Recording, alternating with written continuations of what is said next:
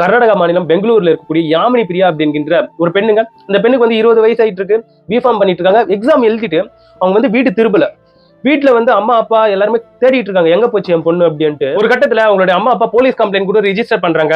தேடுதல் பணி என்பது போயிட்டு இருக்கு.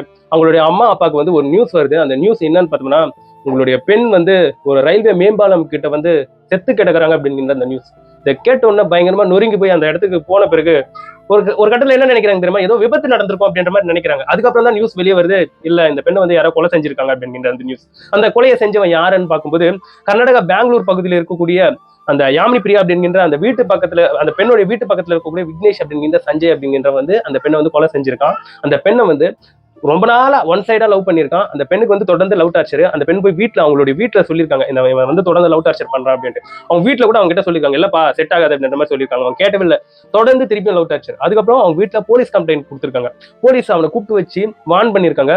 பட் அதையும் கேட்காம கடைசியில லாஸ்டா அந்த பெண் கிட்ட வந்து நம்ம லவ் சொல்லுவோம், இல்லையா அந்த பொண்ணை வந்து கொலை பண்ணிடுவோம் அப்படிங்கிற ஒரு முடிவு எடுத்துட்டு அவங்க ஃப்ரெண்டோட சப்போர்ட்டால அந்த பெண்ணை வந்து கொலை பண்ணிட்டான். எப்பேற்பட்ட ஒரு கொடுமை. இப்போ ரீசென்ட் டைம்ல நம்ம வந்து கேள்விப்பட்டிருப்போம், இந்த பெண்ணை வந்து லவ் பண்ணி அந்த பெண் வந்து லவ் ஒத்துக்கலைன்னா அந்த பெண்ணோட மூஞ்சில ஆசிட் அடிக்கிறது, அந்த பெண்ணை வந்து வெட்டுறது.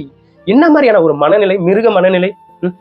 இப்ப வந்து அவங்களுடைய அம்மா வந்து ஒரு பிரஸ் மீடியா முன்னாடி வந்து கதறி அழுகுறாங்க. பெத்த பிள்ளை தோல்லையும் மடியிலையும் தூக்கி போட்டு வளர்த்துக்கிட்டு சின்ன வயசுல இருந்து பார்த்து பார்த்து அந்த குழந்தையோடைய மூஞ்சை வந்து வளர்த்திருப்பாங்க. அவங்களுடைய அம்மா அப்பா எப்படி கதறாங்க தெரியுமா, என் பெண்ணுக்கு நடந்த மாதிரி இன்னொரு பொண்ணுக்கு வந்து நடக்கக்கூடாது சார், என்கவுண்டர் பண்ணிடுங்க சார் அப்படின்ட்டு அவங்களுடைய அம்மா அப்பா கதறக்கூடிய அந்த விஷயம் நம்மளுடைய கண்ணுல கண்ணீரை வந்து வர வைக்குதுங்க.